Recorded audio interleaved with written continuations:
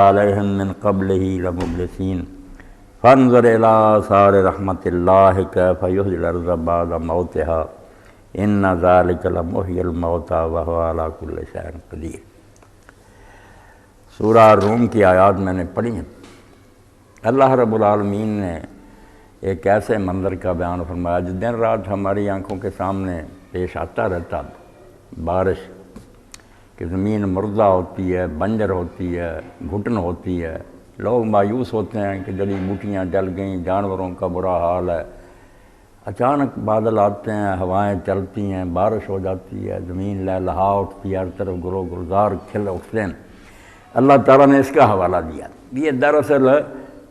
اللہ تعالیٰ نے جو مایوسی کے بعد اللہ کی طرف سے رحمت آ جاتی ہے، اور جب لوگ سمجھتے ہیں اب نا امیدی ہے، کچھ نہیں ہوگا، تو اللہ تعالیٰ پردہ غیب سے ایسے سامان کر دیتا کہ پھر کوئی بہت اچھی صورتحال پیش آ جاتی ہے، وہ پریشانیاں ختم ہو جاتی ہیں، بالکل سب اپنی آنکھوں سے اللہ کی رحمت کے نشان دیکھ لیتے ہیں کہ ہم تو سمجھے بیٹھے تھے اب کچھ نہیں ہوگا، اللہ تعالیٰ نے سب کچھ کر دیا۔ تو رسول کریم علیہ السلام کی آمد کے موقع پر بھی یہی حال تھا کہ لوگ کہتے تھے اب انسان کیسے ٹھیک ہوں گے۔ خود اللہ کے رسول علیہ السلام نے فرمایا کہ اللہ تعالیٰ نے پوری زمین پر نظر ڈالی، عرب رجم کو دیکھا، سوائے اہل کتاب میں سے چند جو آدمی بچے ان کے سوا باقی ساری زمین نظر آئی کہ لوگ کرپٹ ہو چکے، بگڑ چکے، کوئی ایسا نہیں رہا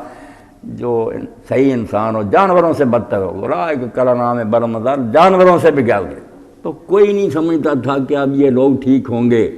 مایوسی تھی۔ مگر اللہ تعالیٰ فرماتے ہیں کہ تم دیکھتے ہو کہ اللہ تعالیٰ ہوائیں چلاتا ہے، وہ بادل اٹھاتی ہیں، پھر ان کو اللہ تعالیٰ فضا میں پھیلا دیتا ہے، پھر بوندیں نکلنی شروع ہوتی ہیں، اور جب وہ بارش پھر لوگوں تک پہنچتی ہے تو لوگ خوشی سے نعرے مارنے لگتے ہیں کہ ہم تو پہلے گھٹن محسوس کر رہے تھے کہ گرمی مر گئے، یہ تو اللہ پاک نے فضل فرمایا۔ تو بارش اترنے سے پہلے واقعی نا امید تھے، اور ایک قطرہ بھی نہیں کوئی برسا سکتا تھا، اللہ اپنے فضل و کرم سے برسا دیتا۔ فانظر الی آثار رحمت اللہ کیف یحیی الارض بعد موتہا، تو دیکھو پھر اللہ تعالیٰ کی رحمت کے نشان کہ زمین کو مر جانے کے بعد، جل جانے کے بعد وہ کیسے زندہ کر، لہلہا اٹھتی، ہر جگہ سبزہ، پھول، خوشبوئیں۔ ان ذلک لمحیی الموتیٰ، کئی کام اللہ تعالیٰ اس سے لیتا، یہ بارش کا حوالے دیتا، قیامت کا بھی اس سے نکالتا کہ جیسے یہ زمین مردہ تھی اس میں سے موریاں نکل آتی ہیں، اس طرح ہی قیامت کے دن مردے زندہ ہو جائیں۔ مگر اس موقع پر اللہ پاک نے حوالہ دیا انقلاب کا کہ جب حالت بہت خراب ہوتی ہے، لوگ نا امید ہو جاتے ہیں کہ اب نہیں کچھ بھی بنے گا، اللہ تعالیٰ ایسا فضل و کرم فرماتا ہے، باران رحمت ہو جاتی ہے، اور ہر طرف اللہ تعالیٰ کی رحمت کے نشان جو ہے نظر آنے شروع ہو جاتے ہیں۔ ایسے ہوتے ہیں کہ رسول کریم علیہ السلام کی آمد سے جو انقلاب ہوا ہے، اگر آپ تاریخ عالم دیکھیں، جو بگاڑ تھا وہ بھی انتہا کو پہنچا ہوا تھا، اور جو اصلاح ہوئی جیسے کہ ان صاحب بیان فرما دے، وہ بھی کہ انسان جو تھے نا خاک کے بنے ہوئے، وہ انسان نہیں معلوم ہوتے تھے، فرشتوں کے لیے باعث رشک ہو گئے۔ اللہ تعالیٰ قرآن مجید میں، رسول خدا حدیث پاک میں فرمایا کہ اللہ ملائکہ کے سامنے فخر کرتا ہے، ان کا ذکر کر کے بتاتا ہے، یباہی بہم ملائکۃ، اپنے فرشتوں کے مقابلہ میں ان کا تذکرہ کرتا ہے کہ تم کیا، یہ دیکھو میرے بندے۔ اور علامہ اقبال رحمۃ اللہ نے بڑے پیارے انداز سے فرشتے اور انسان کا مقابلہ کیا کہ فرشتے ٹھیک ہیں، رکوع کرتے ہیں، سجدے کرتے ہیں، تسبیحیں کرتے ہیں، مگر کیا ہے، چنا خود را نگاہ داری کے بائی بے نیازیہ، شہادت بر وجود خود خون دوستاں خائی۔ انسان کے ذمہ کیا کام لگا، امانت جو ہے، فرمایا کہ تو اس طرح اپنے آپ کو دکھانا چاہتا ہے کہ لوگوں کو میرا پتہ تو چلے، مجھ پر ایمان لائے، اس کے لیے کیا طریقہ اختیار کرتا، شہادت بر وجود خود خون دوستاں خائی، اپنے دوست پیدا کرتا ہے، وہ دوست سر کٹاتے ہیں، اور فرشتے اور سارا جان دیکھتا کہ اگر اللہ نہ ہوتا، یہ اس پر ایمان نہ رکھتے تو جن کو جان پیاری نہیں، یہ جانتے بوجھتے جو جا رہے ہیں موت کی طرف، سب کچھ دیکھتے ہوئے، یہ بھی نہیں کہ پھنس گیا اور مرے گا، نہیں، اپنی خوشی سے جا رہے ہیں، اور ان کے ماں باپ ان کو رخصت کر رہے ہیں، یہ کہتے ہیں ہمیں نہیں پتہ کدھر چلے گا۔ جو جہاد کے لیے بھیجتے ہیں کبھی وہ شکایت نہیں کرتے، اور ایک آدمی بھی کبھی الدعوہ والوں کے پاس یا جماعت کے پاس ان کا باپ یا ماں نہیں گئی اور نہ جا کر ان کے پاؤں پکڑے کہ میرا بچہ کہاں۔ وہ تو لوگ کہتے ہیں کہ خوشی کا دن ہوگا جب بچہ ہمارا شہید ہوگا، یہ آپ کے قدم جو لوگ پکڑ رہے ہیں ان کے پاس جہادی تنظیموں کے پاس کیوں نہیں جاتے؟ اگر جہاد والے لے گئے ہوتے ان کے پاس نہ جا کر ہوتے. نہیں، ایسا قصہ نہیں. آپ لوگ دھوکہ کر رہے. پتہ آپ کو کہ آپ نے ان کو چھپایا. ذرا سختی ہوئی تھی عدالت کی طرف سے 2 درجن نکل آئے آدمی. وہ کہاں سے آئے تھے؟ آپ کے پاس سے پیش کرنے پڑے. تو اللہ رب العالمین کے بارے میں علامہ اقبال فرماتے ہیں کہ تو اس طرح اپنا آپ دکھانا چاہتا ہے، چنا خود را نگاہ داری کے بائی بے نیازی ہے. حالانکہ تو بے پرواہ، کوئی ایمان لائے نہ لائے جہنم میں جائے تیرا تو کچھ نہیں بگڑتا، مگر تو چاہتا ہے کہ لوگوں کو پتہ تو میرا لگنا چاہیے، میں اپنی طرف سے تو حجت پوری کروں. شہادت بر وجود خود زخون دوستاں کا. تو اپنے ہونے پر گواہ کن کو بناتا؟ اسی لیے شہید کہتے ہیں. شہید کا معنی ہی گواہ کہ وہ گواہ بنتا جان دے کر کہ اللہ ہے. اللہ نہ ہوتا تو میں یہ کیوں جرت کرتا. شہادت بر وجود خود خون دوستاں کا. اپنے دوستوں کے خون کے ذریعے تو گواہی مانگتا کہ یار میری ہستی پر گواہی دو، اپنی جان دے کر ثابت کرو خدا. تو فرشتوں کا پھر کہتے ہیں مقام بندگی دیگر مقام عاشقی دیگر. وہ بندگی کا مقام اور ہے کہ عبادت کرتے رہو، رکوع سجدے تسبیح وغیرہ، فرشتوں کا کام. مگر مقام عاشقی دیگر، عاشق بننے کا مقام جو ہے نا، جان دینا دکھ سہنا ہے، یہ علیحدہ بات ہے. ذے نوری سجدہ می خواہی ذے خاکی بے شدہ خواہی. ان سے تو نے صرف سجدہ مانگا ہے، مگر خاکیوں سے اس سے زیادہ مانگا. انہوں نے کہا سجدے کرنے والے میرے پاس بڑے تھے، مگر اب میں چاہتا ہوں کہ میرے لیے سر کٹانے والے آئے. کوئی نہیں آیا. کوئی مخلوق ایسی نہیں آپ کو ملے گی جو سر کٹانے کے لیے آئی. کبھی دیکھا کہ ایک گھر میں جھگڑا ہو رہا باپ بیٹے کا، سعد کا اور خیثمہ کا رضی اللہ تعالیٰ عنہ، دونوں باپ بیٹا صحابی، اور رسول کریم علیہ السلام جب قباء میں ٹھہرے ہیں تو کئی دن قباء میں انہی کے پاس ٹھہرے. سعد بن خیثمہ کے مکان پر ہی آپ کی رہائش تھی، لوگ وہاں ہی ملتے تھے. جنگ کا موقع آیا، باپ بیٹے کا جھگڑا ہوا. بیٹے نے کہا میں جہاد میں جاؤں گا، باپ نے کہا میں جاؤں گا. قرعہ اندازی ہوئی، قرعہ جو تھا وہ بیٹے کے نام کا نکلا. تو باپ نے کہا خیثمہ نے بیٹا قرعہ تیرے نام کا نکلا، مگر باپ ہونے کی وجہ سے تو مجھے موقع دے، میں جہاد میں جاؤں، مجھے شہید ہونے کا شوق ہے. تو بیٹے نے کہا ابا جی اگر شہادت کے سوا کوئی اور معاملہ ہوتا تو میں آپ کو باری دے دیتا. قصہ ہے شہید ہونے کا، میں یہ باری نہیں دے سکا. وہ میدان بدر میں جا کر شہید ہوا، اور بعد میں احد کے موقع پر حضرت خیثمہ نے خواب میں دیکھا کہ وہ باغوں میں ٹہر رہا ہے. ان کے بیٹھا تو مر گیا تھا. اس نے کہا نہیں ابا جی ہم لوگوں کی نگاہوں میں مرے ہیں، آگے باغات میں ہم رہتے ہیں. تو انہوں نے بھی حضور سے دعا کرائی، وہ بھی شہید ہو گئے. اب یہ کون فرشتہ کر سکتا ہے، یہ کون مخلوق کر سکتی ہے؟ مقام بندگی دیگر مقام عاشقی دیگر. ذے خاکی ذے نوری سجدہ می خواہی ذے خاکی بے شدہ خواہی. اب جب یہ حالات تھے کہ دنیا بگڑی ہوئی تھی، توقع ہی نہیں تھی کہ یہ ٹھیک ہوں گے. یہ فرشتوں سے بھی آگے نکل جانے والے کہاں سے آگے؟ جب آدمی سوچتا کہ رسول کریم علیہ السلام کے پاس کوئی ذرائع وسائل نہیں تھے، یہ جو میڈیا ہے، اشتہار ہے، اخبار ہیں، رسالے کتابیں، اسکول کالج، یہ کچھ چیزیں آپ کو میسر تھی؟ خود آپ پڑھے لکھے نہیں تھے. والد جو تھے پیدائش سے پہلے فوت ہو گئے، دادا 6 سال کی عمر میں چلے گئے، 6 سال کی عمر میں والدہ چلی گئی، 8 سال کی عمر میں دادا چلے گئے. یتیم، سامان کوئی نہیں، دولت کوئی نہیں، فوج کوئی نہیں.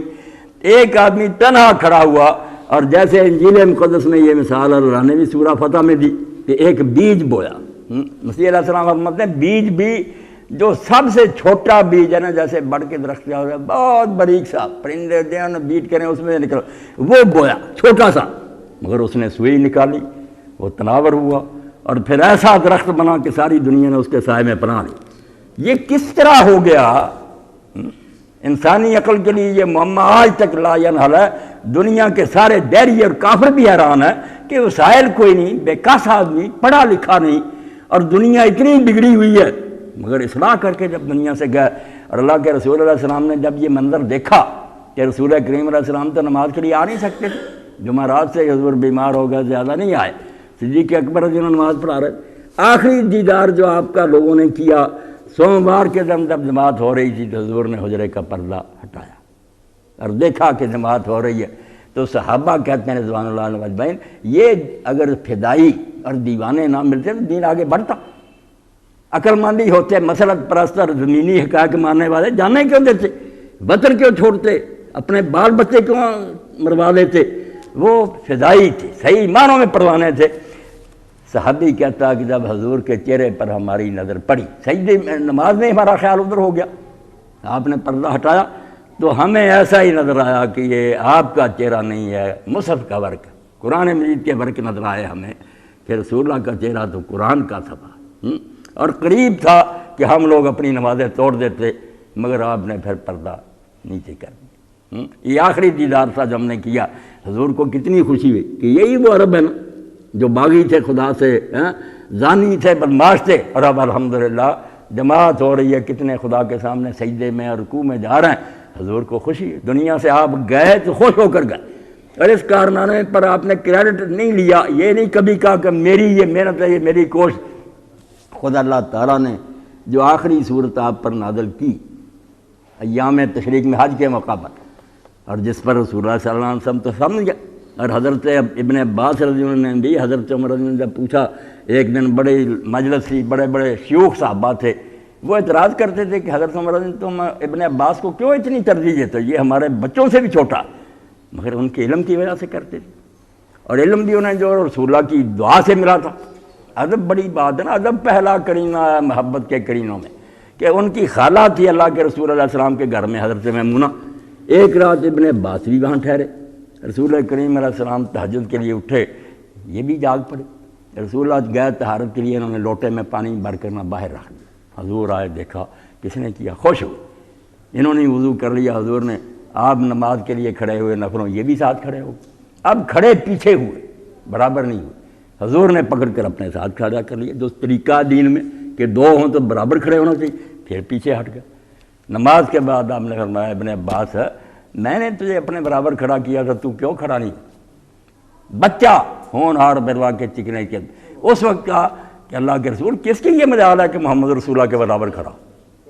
حضور نے دعا فرمائی کہ اللہ اس کو قرآن کا فہم عطا کر، اور پوری امت مانتی ہے کہ اگر صحیح سند سے ثابت ہو جائے نا کہ ابن عباس نے یہ تشریح کی ہے تو اس کے علاوہ کوئی مفہوم نہیں قرآن کا، حبر القرآن ہوگا، ترجمان القرآن ہوگا۔ تو حضرت عمر رضی اللہ عنہ بٹھاتے تھے، جب تھوڑی بہت فراغت ہوتی ہے، ہلکا قرآن ہوتا، اس دن یہی ہوتا کہ قرآن مجید کے حصے پر بات کرو، تو ابن عباس رضی اللہ عنہ کو بہت آگے کرتے، تو شیوخ نے کہا کہ اس سے تو ہمارے بچے بڑے، انہوں نے ایک دن کہا اچھا آ جانا، پھر سارے ایک آئے، انہوں نے کہا یہ سورہ اذا جاء نصر اللہ جو ہے نا اس پر اظہار خیال کرو، سب نے جو سادہ مانا تھا کہ فتح آ گئی، مدد ہو گئی، ابن عباس رضی اللہ عنہ سے پوچھا ابن عباس تم کیا کہتے ہیں؟ انہوں نے کہا حضور کو وفات کی خبر دی گئی۔ انہوں نے کہا اس میں تو وفات کی کوئی بات نہیں، کہا وفات کی بات تو ہے کہ رسول اللہ یہاں صرف کھیل تماشے کے لیے آئے، ایک مشن تھا، ایک غرض تھی حضور کی آمد کی، جب وہ پوری ہو گئی کہ دین آ گیا اور فتح ہو گئی اور لوگ فوج در فوج اسلام میں داخل ہو گئے، حضور نے دنیا میں کیا رہنا تھا، کام ختم ہو گیا، اور جو بات کہی گئی وہ بھی یہی تھی فسبح بحمد ربک واستغفر۔ جب یہ سب کچھ ہو گیا ہے تو اس پر اللہ کی تسبیح اور حمد کرنا، یہ نہ کہنا کہ میرا کمال ہے، یہ کہہ کہ بے عیب اللہ اور سب تعریف اس کی ہے، اس کی مہربانی سے ہوا، انہ کان توابا، وہ بڑا ہی مہربان ہے جس کی طرف تم لوٹ کر جاؤ گے، واپسی جب تمہاری ہوگی تو وہ انتہا درجے کا آپ کے لیے بڑے انعام تیار ہیں۔ اور اسی لیے حدیث پاک میں آتا اس کے بعد آپ نے جو 80 کے دن قریب دن گزارے، تسبیح بدل، حضرت عائشہ رضی اللہ عنہ نے فرمایا یہ تأول القرآن، قرآن کے معنی کے مطابق آپ نے پھر رکوع سجدے میں سبحانک اللہم ربنا و بحمدک اللہم اکبر، پھر یہ کہنا شروع کر دیا کہ اللہ تو پاک ہے، تجھ میں کوئی خامی نہیں، جو کچھ ہوتا تیری مہربانی سے ہوتا، ہم تو قصوروار ہیں، معاف فرما۔ اللہ کے پیغمبر کو بھی یہی ہدایت ہے، حمد اس کی کر، واستغفر، معافی مانگ۔ اور آپ دیکھتے ہیں کہ مکہ فتح ہوا، اب کیسا منظر تھا کہ اس وقت چاہیے تھا بینڈ ہوتے، باجے بجتے، نعرے بجتے، شان و شوکت کا مظاہرہ ہوتا، حضور شہر میں داخل ہوئے تو عجز اور تواضع کی وجہ سے آپ کا سر جو تھا اس طرح کجاوے پر لگا ہوا، سیدھے بھی نہیں بیٹھے تھے، اس طرح جھکے ہوئے، اور بیت اللہ شریف کا دروازہ کھلایا، اس کو پاک کیا بتوں سے، زمزم کے ساتھ دھویا، اور پھر دروازے پر کھڑے ہو کر کلمات کیا کہے، کوئی فخر کی بات کہی، لا الہ الا اللہ وحدہ انجز وعدہ ونصر عبدہ وہزم الاحزاب وحدہ۔ یہ اللہ کا پیغمبر ہی اس ظرف کا حامل ہو سکتا، ہم تو ہوتے تو غبارے کی طرح پھول جاتے، ہم جیسا بھی کوئی ہے۔ فرمایا لا الہ الا اللہ وحدہ، کسی کے پاس کوئی طاقت نہیں ہے سوائے اللہ کی، نصر عبدہ انجز وعدہ، اس نے اپنے وعدے پورے کیے، میں کیا کر سکتا تھا، لوگ کہتے تھے یہ کام ہوگا، یہ تو پاگل اور دیوانہ ہے۔ اللہ نے اپنے وعدے پورے کیے وہ نصر عبدہ، اور اپنے بندے کی مرضی، میں اس کا ایک بندہ ہوں، میری مدد فرمائی، ہزم الاحزاب وحدہ، ساری دنیا نے زور لگایا، وہ سارے لشکر اللہ تعالیٰ نے ختم کر دیے، شکست دے، کریڈٹ اللہ کو دیا۔ تو یہ اتنا بڑا کارنامہ ہے کہ علامہ اقبال فرماتے ہیں نئی دنیا پیدا کی، رب رب ہے مگر آپ نئے جہان کے خالق ہیں، ایک نیا عالم پیدا ہوا۔ آپ سے پہلے جو کفر تھا، شرک تھا، وہ پڑھ لیں، یہ مذہب آپ جو پھیر رہے ہیں نا، یہ عیسائی مذہب تسلیس وغیرہ، پہلے کی تشریحیں پڑھیں، بالکل ایسی بےہودہ اور گندی کہ آپ وہ خود شرمسار ہیں، اور رسول اللہ کی تعلیم کی برکت سے انہوں نے نئے ایڈیشن تیار کیے، قرآن کے مطابق گھڑے مذہب ہے۔ آریہ مذہب بھی آریہ سماج نے نیا گھڑا کہ بت پرست رہ کر تو قرآن کا مقابلہ نہیں لیا، سب کچھ قرآن سے احسان نہیں مانے۔ نامرادوں نے یہ سوچا کہ قرآن کی یلغار سے بچنے کا طریقہ کہ اپنا مذہب بھی اس کے مطابق ہی بنا دو۔ رسول اللہ فاتح، بالکل ایک نیا جہان آپ نے پیدا کیا، اور بغیر وسائل کے، کوئی طاقت نہیں تھی، کوئی ذرائع وسائل نہیں تھے، کوئی فوج نہیں تھی۔ مولانا محمد قاسم نانوتوی رحمۃ اللہ علیہ کہتے ہیں تم کہتے ہو تلوار سے اسلام پھیلاؤ، تلوار چلانے والے کہاں سے آئے بتاؤ؟ اگر تلوار سے وہ کہاں سے آ گئے؟ ایک آدمی تو تنہا تھا، یتیم تھا، خزانے اس کے پاس نہیں تھے، حکومت نہیں، کس طرح اس نے وہ تلواروں والے اکٹھے کیا؟ کیوں بکواس کرتے؟ ایسی بات نہیں، لوگ سمجھ کر دین کی طرف آئے اور سب کچھ قربان کیا۔ اب یہ اتنا بڑا معجزہ، میں ایک واقعہ کا حوالہ دوں کہ لکھنؤ میں ہوا ہے، حکیم صاحب اور آپ سب لوگ جانتے ہیں، نیاز فتح پور تھا، پڑھا لکھا آدمی، وہ گمراہ ہو گیا، اس گمنڈ میں تھا کہ بس میں ہی ہوں اور کچھ نہیں، اللہ کا انکار، معجزوں کا انکار، قرآن کو بھی حضور کی تصنیف، بے دین۔ تو ایک محفل میں اکٹھے تھے، مولانا محمد منظور نعمانی رحمۃ اللہ علیہ، نیاز بھی تھا اور لوگ بھی تھے، لکھنؤ میں معجزات کا منکر تھا۔ اب مولانا منظور نعمانی صاحب نے کہا کہ نیاز صاحب لکھنؤ کے جو حالات ہیں، آپ تو صحافی ہیں، اخباروں سے واقف ہیں، کیسے حالات؟ اس نے کہا مولانا کو بیان کے قابل ہی نہیں، تباہ ہو گیا، بالکل لوگ بگڑ گئے، ہر شعبے میں فساد اور خرابی، کرپشن، بہت زور سے اس نے بیان کیا۔ مولانا نے کہا میں بھی آپ کے ساتھ ہو جاتا ہوں، تھوڑا بہت پڑھا لکھوں، آپ تو بہت فاضل ہیں، کو مل جل کر انجمن بنائیں تو لکھنؤ کی اصلاح کی کوشش کریں۔ وہ کہنے لگا مولانا آپ پاگل ہیں، یہ ٹھیک ہو سکے؟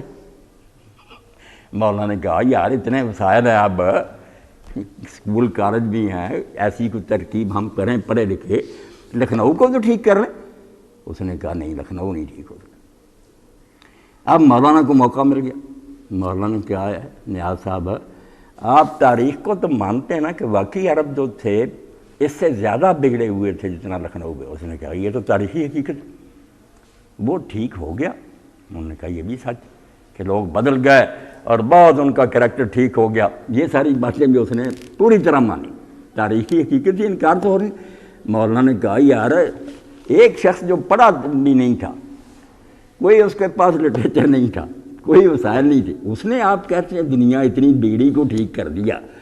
میں آپ کیوں نہیں کر سکی؟ اس نے کہا نہیں اس نے کر دیا، ہم سے نہیں ہو سکا۔ مولانا نے کہا معجزہ کس کو کہتے ہیں کہ کوئی آدمی ایسا کام کرے کہ اس کے کرنے سے دوسرے عاجز ہوں۔ جب آپ مانتے ہیں کہ ایک شخص نے ایسا انقلاب برپا کیا کہ آپ جیسے اور میرے جیسے ہزاروں بھی مل جائیں تو تبدیلی نہیں آ سکتے، تو یہ معجزہ نہیں تھا اور کیا، سوائے خاموشی کے اس کے پلے کچھ نہیں تھا۔ یہ بے دین صرف فیشن کے طور پر دین پر اعتراض کرتے رہتے ہیں۔ تو اللہ کے رسول علیہ السلام کی آمد سے دنیا میں وہ انقلاب آیا۔ در شبستان ہرا خلوت گزید، قوم و آئین و حکومت آفری، غار میں بیٹھا اور اللہ کی طرف سے ایسا دین آ گیا، نئی قوم، نیا آئین، نئی حکومت بنی، انوکھی کہ اس طرح کی حکومت نہ کبھی بنی نہ شاید بنے۔ ہم صرف نگاہیں اٹھا کر دیکھتے ہیں کہ اللہ کرے وہ ایسا دور آئے، ان کی حکومت سے ہے فاش یہ رمز غریب، سلطنت اہل دل فقر ہے شاہی۔ اقبال کہتا ہے ان اللہ والوں نے جو حکومت کی اس سے یہ رمز غریب، عجیب نکتہ سامنے آیا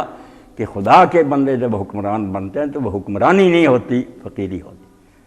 تخت پر بیٹھ کر فقیری، بھوکے ننگے فقیر جو ہیں یہ تو کوئی بات نہیں۔ جب عمر بن عبدالعزیز رحمۃ اللہ علیہ فوت ہوئے تو کیسر روم نے کہا یار جب لوگ مجھے کہتے ہوئے کہ فلاں شخص تارک الدنیا ہو گیا، راہب بن گیا، وہ خانقاہ میں گرجے میں چلا گیا، تو میں کہتا تھا اس کے پلے تھا کیا جو اس نے چھوڑ دیا، پہلے اس کے پاس کیا تھا جو اس نے چھوڑا۔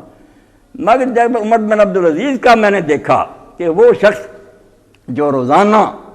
صبح اور شام کے لیے الگ الگ جوڑے رکھتا تھا، اور سال میں ان کی باری پھر نہیں آتی تھی، اور ملازم کو ہدایت تھی کہ دکان پر سے سب سے مہنگا جو ہے نا قیمتی وہ لباس لے کر آنا، اور خوشبوئیں ایسی کہ لوگ خوشبو سے پہچان لیتے تھے کہ عمر بن عبدالعزیز ایسے گزرا، یہاں سے گزرا، ایسا بانکا،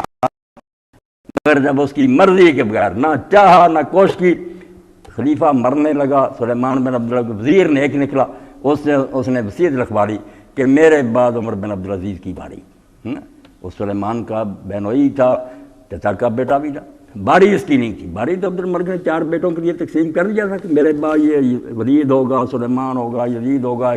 باری تو ان کی وزیر نے درمیان میں گھسا لیا کہ کچھ وقت تو مسلمانوں کو اچھا حکم ملنا چاہیے۔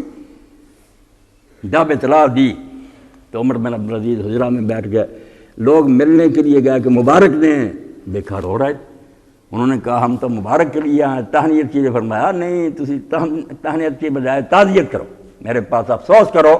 کہ میں آج سے پوری امت کا قیدی ہو گیا، مشرق اور مغرب تک کے مسلمانوں کا میں دیندار ہو گیا۔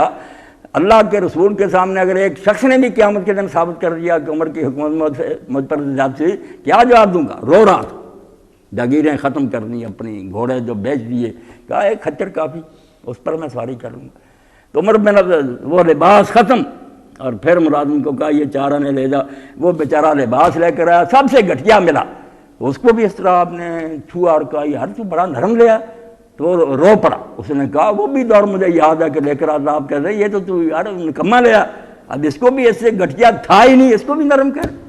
تو کیسر نے کہا کہ جب عمر بن عبدالعزیز کو میں نے بدلتے دیکھا کہ حکومت قدموں میں آئی درویش ہو، باہر کو دنیا ہو گیا، اللہ کے رسول نے یہ تبدیلی جو کی، اب کیا ہے کہ ہم جلوس نکالیں گے، کھائیں پیئیں گے، کوئی اللہ کا بندہ اس انقلاب کی بات نہیں کرتا کہ دنیا کتنی بگڑی تھی اور حضور نے ان کو کیسے بدلا، وہ وسائل اور ذرائع کیا تھے، وہ اشاعت کیا تھی، دین کیا، آپ نے گر کیا تھے کہ بگڑا معاشرہ جب ان کے کانوں میں وہ سورہ اسرافیل کی آواز پہنچی تو جیسے مردے قبروں سے نکلائیں گے اس طرح زندہ ہوگی دنیا، اس کا ذکر ہی نہیں کریں، کیونکہ نہ مولوی کو ضرورت ہے اس کا بیان کرے، اس کا بھی اسی میں فائدہ ہے کہ لوگ بیوقوف اس کو نذرانے دیتے رہیں، مٹھائیاں ملتی رہی، یہ کھاتا پیتا رہے، ان کو جنت کی بشارتیں دیتا رہے، کسی کو فکر نہیں کہ اس تبدیلی کا تو پتہ کرے، وہ انقلاب کیسا